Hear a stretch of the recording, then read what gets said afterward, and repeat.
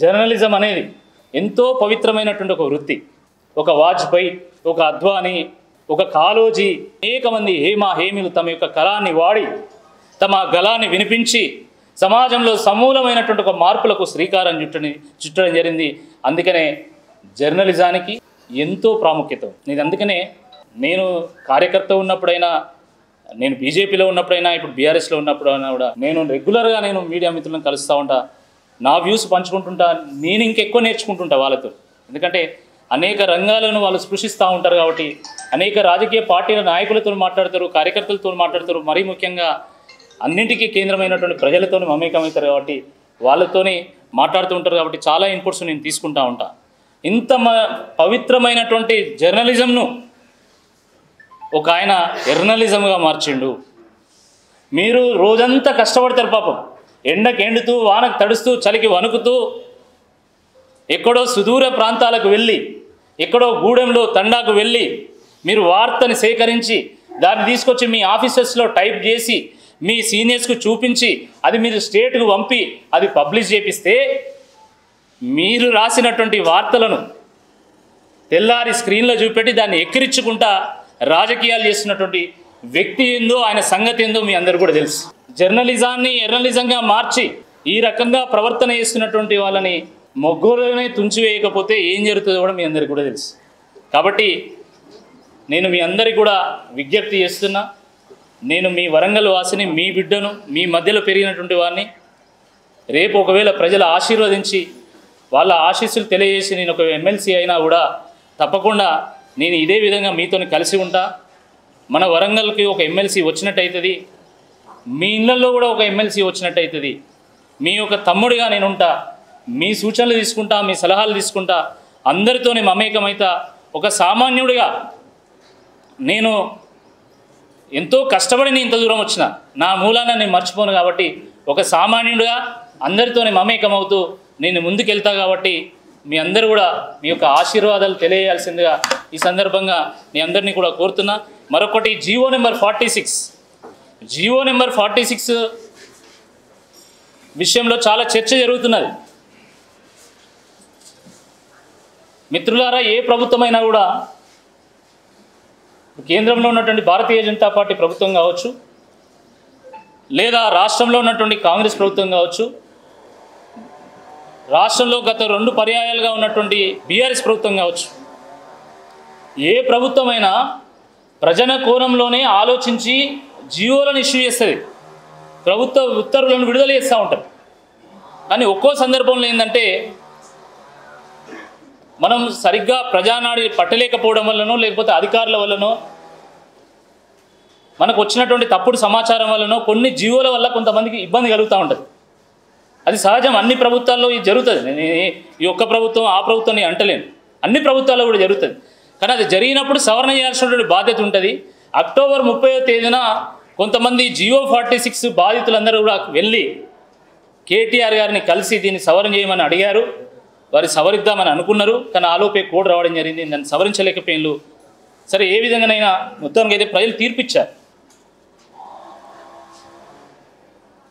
ఆ అసెంబ్లీ ఎన్నికల నేపథ్యంలో జీవో నెంబర్ 46 బాధితులు ఇప్పుడున్నటువంటి ముఖ్యమంత్రి, అప్పుడున్నటువంటి పిసిసి అధ్యక్షులు రేవంత్ రెడ్డి గారిని కలిసినప్పుడు, ఇప్పుడున్నటువంటి కాంగ్రెస్ పార్టీ ఎమ్మెల్సీ అభ్యర్థిని కలిసినప్పుడు, జీవో నెంబర్ 46 బాధితులారా, మీరు 2 నెలల పాటు కాంగ్రెస్ పార్టీ కోసం పనిచేయండి, కాంగ్రెస్ ప్రభుత్వాన్ని తీసుకురండి, కాంగ్రెస్ ప్రభుత్వం తీసుకురావడంలో ఒక కీలక పాత్ర పోషించండి, మేము 46 జీవోను మేము రద్దు చేస్తామని చెప్పి వారు హామీ ఇవ్వడం జరిగింది.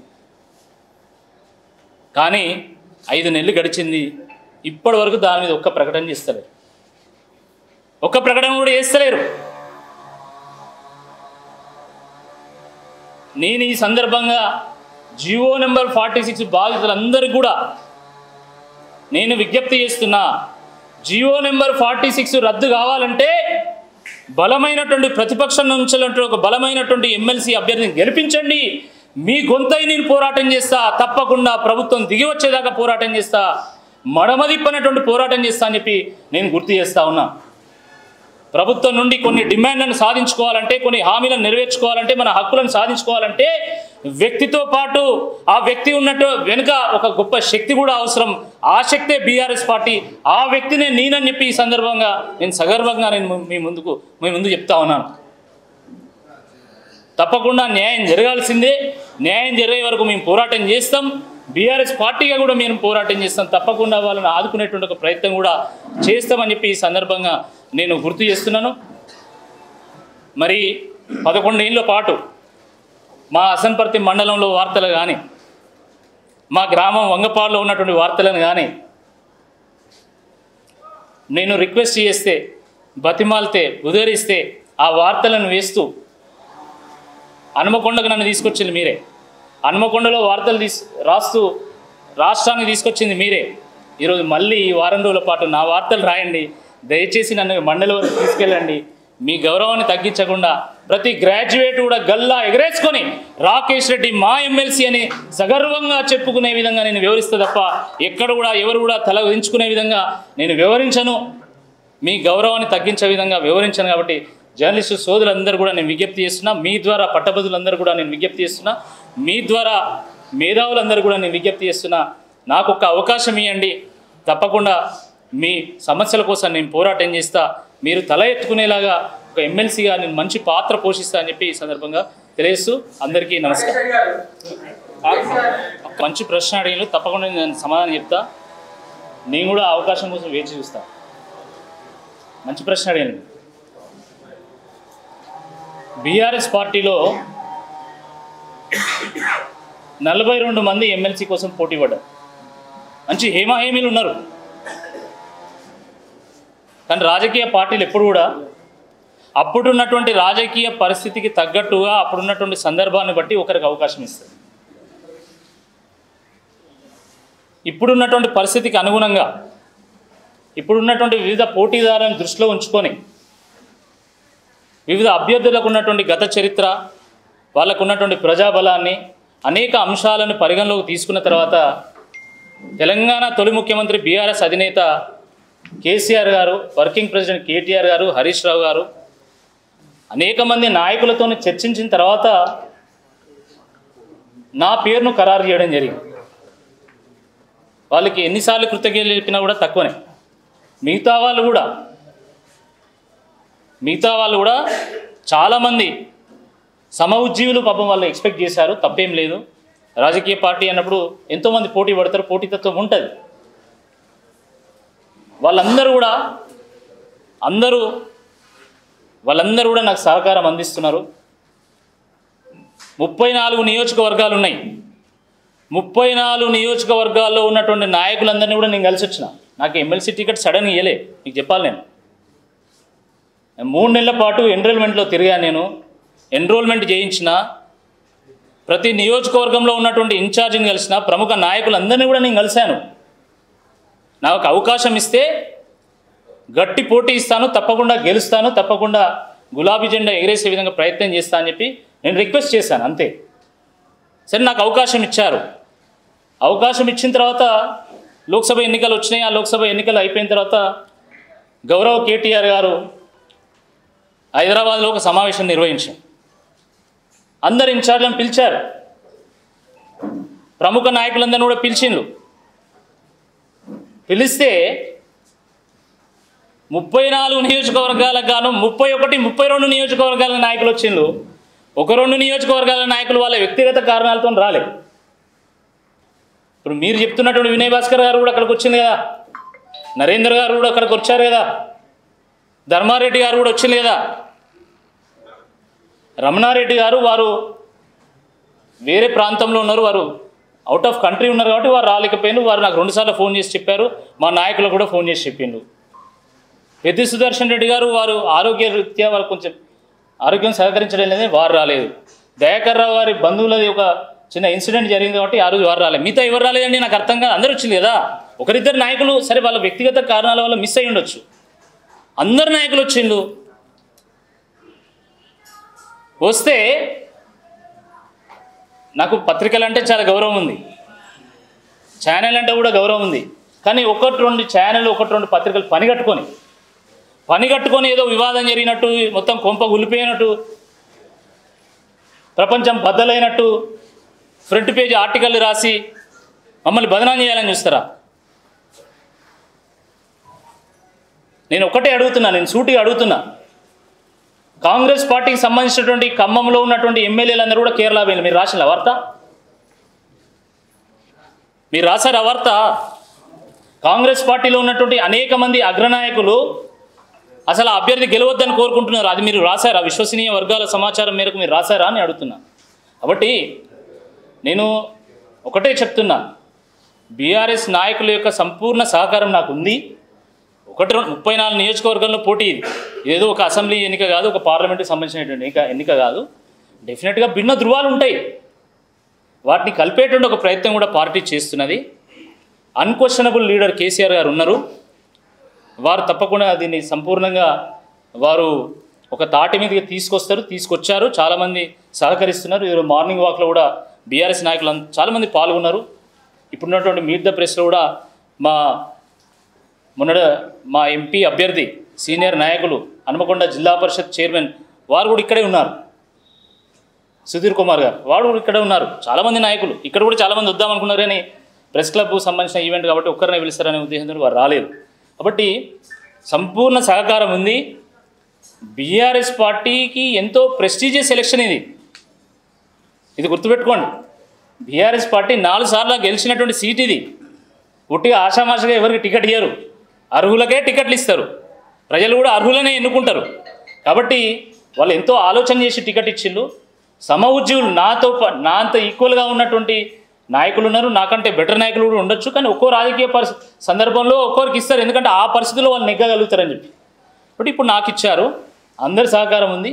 ఒకరిద్దరు నాయకులు ఇంకా ఏదైనా ఉంటే కూడా తప్పకుండా మా పార్టీ నాయకులందరూ కూడా, మా పార్టీ శ్రేణులందరూ కూడా ఆ విషయం చూసుకుంటారు. నేను ఇప్పటికే విస్తృతంగా నేను తిరుగుతున్నాను. నిన్న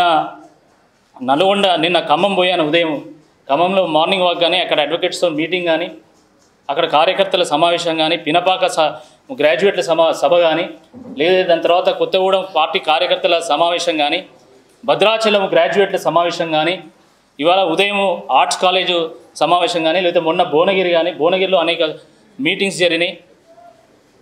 మంచి సహకారం అందిస్తున్నారు. వాళ్ళు ఏర్పాట్లు లేకపోతే 34 నియోజకవర్గం తిరగలుగుతానా? ఈరోజు పరకాల్లో చాలా పెద్ద సభ ఉంది, మీరు అందరూ రావాలి. గణపురంలో ఉంది, సాయంకాలము మళ్ళీ మహబాద్లో డోర్నగల్లో కూడా ఉంది. చెప్పండి ప్లీజ్. ఆర్టికల్ 317 జీవో మీద సరే కొంతమందికి లాభం జరిగింది, కొంతమందికి ఇబ్బంది కలిగింది అనేది చర్చలో ఉంది. వాస్తవమే, నేను కాదంటలేదు. 317 జీవోని వాళ్ళకి లాభపడుతుంది అనేటువంటి ఉద్దేశంతో ప్రభుత్వం తీసుకొచ్చింది. కానీ కొంతమంది ఇబ్బంది పడ్డారు. రాష్ట్ర అసెంబ్లీ ఎన్నికలు అయిపోయినాయి, కాంగ్రెస్ పార్టీకి అధికారం ఇచ్చింది. ఇప్పుడు కాంగ్రెస్ పార్టీ ఏం చేస్తున్నది అనేది చర్చనీయాంశం. ఇక మళ్ళీ పదే బీఆర్ఎస్ అధికారం పోయింది కదా. ఇప్పుడు కాంగ్రెస్ చేతిలో అధికారం ఉంది, మీరేం చేస్తారో చేయండి. టీచర్స్కి నేను ఒకటే అడుగుతున్నా, నేను టీచర్స్ కూడా రైతు బంధు వచ్చేది, టీచర్స్ మనం అందరం అనుకుంటాం వేల లక్షల రూపాయల శాలరీస్ వస్తాయి. టీచర్లకు ఉన్న ఇబ్బందులు కూడా చాలా ఉన్నాయి. 70,000 80,000 శాలరీ వస్తే ఈరోజు పిల్లల్ని పెద్ద పెద్ద పాఠశాలలు చదివించాలనే ఒక ఆకాంక్ష, వాళ్ళకు ఒక మంచి లైఫ్ స్టైల్ ఇవ్వాలనేటువంటి ఒక కోరిక, వాటన్నిటి మధ్యలో కూడా వాళ్ళు కూడా ఇబ్బంది పడుతున్నారు.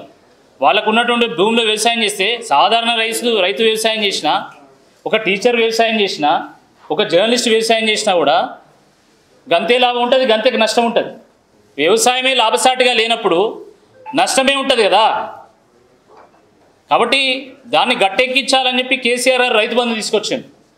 రైతు బంధు తీసుకొస్తే టీచర్లకు రైతు బంధు ఆపిల్, ఆ టీచర్లు కూడా అడుగుతున్నారు మన రైతు భరోసా ఏదేని. ఇప్పుడు రైతు భరోసా ఇవ్వకపోతే టీచర్లు ఓట్లు ఇస్తారు అనుకుంటాను ఏంది, దాన్ని కూడా వాళ్ళు దృష్టిలో పెట్టుకుంటారు. అదొకటే కాదు, ఇంకొక విషయం కూడా నేను చెప్తున్నా, మీరు ఎందుకంటే ఆ ప్రశ్న అడిగింది కాబట్టి. రైతు ఆత్మగౌరవంతో జీవించేటువంటి ఒక వ్యక్తి, ఆకలికి కడుపైనా మార్చుకుంటాడు, చవడానికైనా సిద్ధపడతాడు తప్ప ఆత్మగౌరవ విషయంలో రాజీ పడడు. కానీ రైతులను ఏ విధంగా కించపరిచిందండి. ఇదే ఎమ్మెల్సీ అభ్యర్థి రైతు బంధు అడిగితే చెప్పుతోను కొడతా అన్నాడు. గ్రామాల్లో ఉన్నటువంటి ప్రతి గ్రాడ్యుయేట్ కూడా రైతు కుటుంబం నుంచి వచ్చినటువంటి వాడే, వ్యవసాయ నేపథ్యం నుంచి వచ్చినటువంటి వాడే. కాబట్టి గ్రామాల్లో ఉండేటువంటి రైతులు, అది టీచర్లైనా, ప్రైవేట్ టీచర్లైనా, ప్రైవేట్ ఉద్యోగస్తులైనా, ఎవరైనా కూడా, లేదా నేరుగా వ్యవసాయం చేస్తున్నటువంటి వాళ్ళైనా కూడా తప్పకుండా ఓటుతోని దెబ్బ కొడతారు. ఏ ఒక్క రైతు బిడ్డ కూడా ఊరుకోడు. ఆత్మ గౌరవ విషయంలో దెబ్బ కొడితే నువ్వు చెప్పుతో కొడతా అన్నావు, నీకు సంస్కారం లేదు, కానీ వీళ్ళు మాత్రం ఓటుతోని దెబ్బ కొడతారని చెప్పి ఈ సందర్భంగా గుర్తు చేస్తున్నా.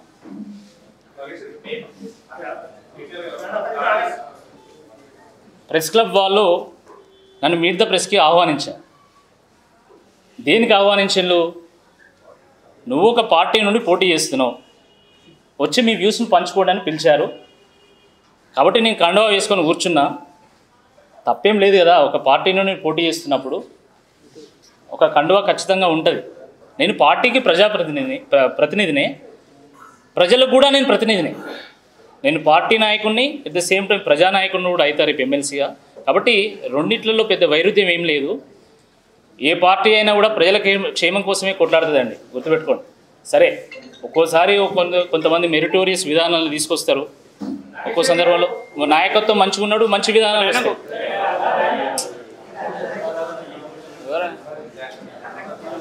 ఆన్సర్ అయిపోయినాయండి.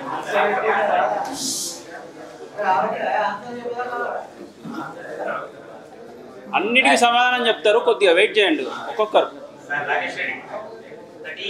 కాంగ్రెస్ పార్టీ అభ్యర్థి బీజేపీ గురించి కానీ బీజేపీ పార్టీ అభ్యర్థి మాట్లాడారు. రెండో ప్రశ్న, ఇప్పుడు మీరు మాట్లాడినట్లుగానే మీ అధినేత కూడా గత 10 సంవత్సరాలుగా పత్రికల విశ్వసనీయతను చాలాసార్లు ప్రశ్నించాడు, మీరనే చూశారు.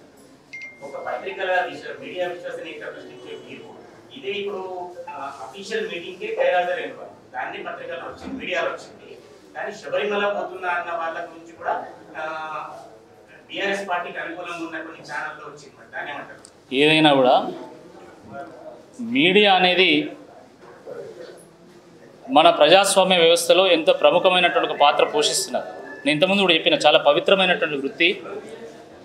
విశ్లేషణలు అందరం కూడా స్వాగతించాల్సింది. ప్లీజ్ ఎవరైనా ఉంటే బయటికి పోండి, ప్లీజ్.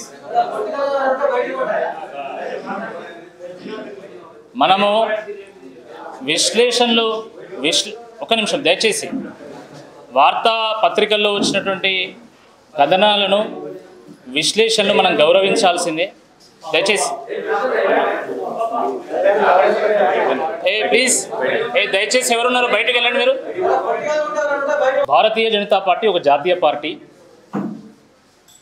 ముఖ్యంగా అసెంబ్లీ ఎన్నికల తర్వాత లోక్సభ ఎన్నికల విషయంలో అది మోడీ గారిని దృష్టిలో పెట్టుకున్నా, లేకపోతే ఇంకో కారణం చేతన కొంత వాళ్ళ ఆదరణ పెరిగింది. అది కాదనలేనటువంటి అంశం. కానీ అది కేవలం లోక్సభ ఎన్నికల వరకే పరిమితం. రాష్ట్రానికి వచ్చేసరికి కాంగ్రెస్ పార్టీకి ఆల్టర్నేటివ్గా బీఆర్ఎస్ని చూస్తారు తప్ప భారతీయ జనతా పార్టీని చూడరండి. అయినా కూడా దాంట్లో కూడా మళ్ళా ఒక ప్రబుద్ధునికి టికెట్ ఇచ్చింది వాళ్ళు. గత ఎన్నికల్లో 3 ప్రధాన రాజకీయ పార్టీలు, కాంగ్రెస్, బీఆర్ఎస్, బీజేపీ, 3 రాజకీయ పార్టీలు పోటీ చేసినాయి. 3 ప్రధాన రాజకీయ పార్టీలు పోటీ చేస్తే ఆయనకి 4వ స్థానం వచ్చింది. కాబట్టి నేను ఆయన గురించి మేము పెద్దగా వరి అవుతలేము. ప్రజలు కూడా పెద్ద పట్టించుకుంటలేరు. భారతీయ జనతా పార్టీ క్యాడర్ అయితే అసలు పట్టించుకుంటలేదు. కాబట్టి ఇప్పుడు ప్రధాన పోటీ అనేది ఈ రాష్ట్రంలో ఈ నియోజకవర్గానికి సంబంధించి ఈ ఎన్నికలు, సరే లోక్సభ ఎన్నికలు చాలా చోట్ల ట్రయాంగిల్ ఉంది, కొన్ని చోట్ల భారతీయ జనతా పార్టీ పై చేయి ఉంది, కొన్ని చోట్ల కాంగ్రెస్ పార్టీకి ఉంది, కొన్ని చోట్ల బీఆర్ఎస్కి ఉంది. అది కాదనలేనటువంటి అంశం. బట్ ఈ ఎన్నికలకు సంబంధించి మాత్రము ఈ పోటీ అనేది బీఆర్ఎస్ కాంగ్రెస్ మధ్యలోనే ఉంటుంది. సరే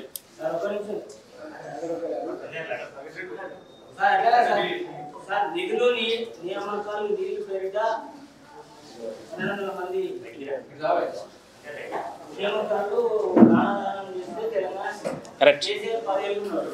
ఒక నాడు నిరుద్యోగుల విషయాలు కానీ ఉద్యోగాల భర్తీ విషయం కానీ మీరు ముందు ఎలక్షన్ ముందే దాన్ని చేసి ఇవాళ మీరు బీఆర్ఎస్ అభ్యర్థిగా ఉన్నారు కదా, నిరుద్యోగుల విషయము కానీ ఈ ప్రాంత సమస్యల విషయం కానీ ఏ విధంగా మీరు ప్రశ్నించారు. మీకు ఎందుకు ఇప్పుడు సరే మీరు ప్రశ్న అడిగినలో నేను ప్రశ్నించినా లేదా నేను పోరాటం చేసినా లేదా అని తెలంగాణ ప్రజలందరూ కూడా తెలుసు. దాని గురించి పెద్ద చర్చ అవసరం లేదు. సరే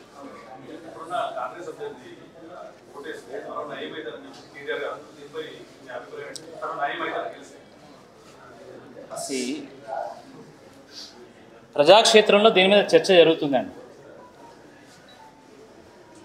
చాలామంది మాట్లాడుకుంటున్న దాన్నే కేటీఆర్ గారు వారు ఉటంకించేటువంటి ప్రయత్నం చేసిండ్రు.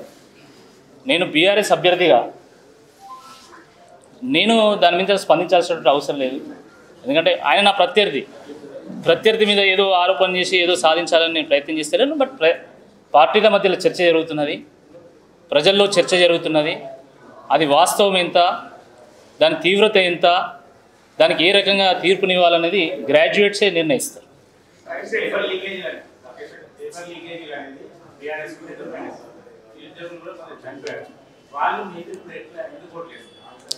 ఇప్పుడు నేను అదే చెప్తున్నా, ప్రభుత్వము 20 మంచి పనులు చేసినా కూడా 1-2 విషయాల్లో ప్రజలు ఆశించినంత మేరకు చేయకపోవడం వల్ల ప్రజలు కోరి కాంగ్రెస్ పార్టీని ప్రభుత్వంలో తీసుకొచ్చింది. ఇప్పుడు చర్చ అంతా ఏంటంటే కాంగ్రెస్ ఇచ్చినటువంటి హామీల సంగతి ఏంది, అవి నెరవేర్చదా లేదా.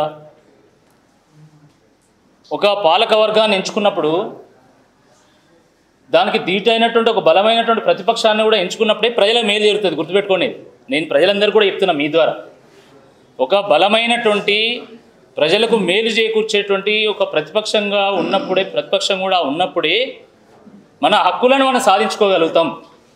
కాబట్టి 600 హామీలు నెరవేరాలన్నా కూడా 420 హామీలు నెరవేరాలన్నా 6 గ్యారెంటీలు అమలు కావాలన్నా కూడా ఆల్రెడీ ప్రభుత్వం